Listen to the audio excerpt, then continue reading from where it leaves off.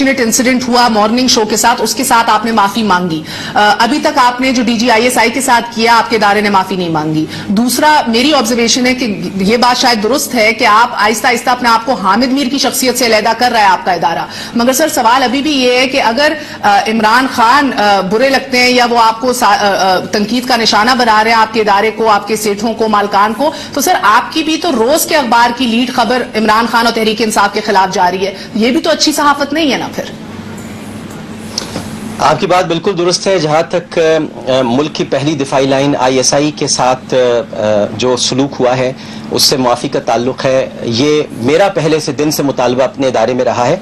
और अगर आप रिकॉर्ड को देखती रहें और आपको अंदाज़ा होगा, कम अज़ कम आप इस बात को तो अप्रिशिएट करें और ये कहें कि मैं वाहिद आदमी था जो पहले दिन से कह रहा हूँ कि हमसे गलती हुई है, हमने ISI के सरबराह के साथ। और जी मैं आपको बता रहा हूँ, आपको अपॉलॉजी हमें सबसे पहले करनी चाहिए थी, हमने बहुत देर की है और ये देर हमें नहीं करनी चाहिए थी। और अपॉलॉजी होगी और होगी ये करनी पड़ेगी। ये अपॉलॉजी बहुत जरूरी है, इसलिए कि ये मुल्क का मामला है, ये कोई मजाक नहीं है। मैं तो इसकी सख्त मजम्मत करता हूँ। जी मैं आपको बता रहा हूँ कि ये होगी, ये अपॉलॉजी होगी। मैं खबर नहीं दे रहा हूँ, मैं खबर देने के लिए आपके पास आया हूं, आपको सच बताना है। बिल्कुल होगी।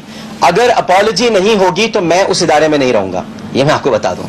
अपॉलॉजी तो होगी, ये तो लाजमी है, ये तो करनी पड़ेगी, मैं नहीं रहूंगा वरना। ये भी मैं आपके सामने, अगर आप इसको खबर समझें, लेकिन बहुत बड़ी खबर है डॉक्टर, बहुत बड़ी खबर है। जो गलती है आप इसको खबर समझ लें, लेकिन मैंने अपनी जात के हवाले से भी आपसे कहा मैं नहीं रहूंगा उस इदारे में, इसलिए कि मेरे मुल्क की दिफाई लाइन मेरे लिए बहुत अहम है और ये फर्स्ट दिफाई लाइन है। और अगर यहाँ पे गलती हमसे हुई है तो हमें एक्सेप्ट करना चाहिए। और ये भी फरमा दीजिए कि माफी मांगने के रास्ते में सबसे बड़ी रुकावट कौन है इदारे में?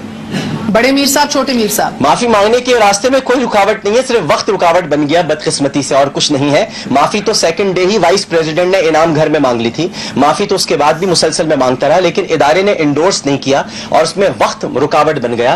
किसी की अना रुकावट नहीं बनी है, कोई और प्रॉब्लम नहीं है, लेकिन ये बदकिस्मती हो गई है। ये अनफॉर्चुनेटली ऐसा हुआ है कि वक्त रुकावट बन गया है और ये दूर हो जाएगी इंशाल्लाह, सब चीजें बेहतर होंगी। लेकिन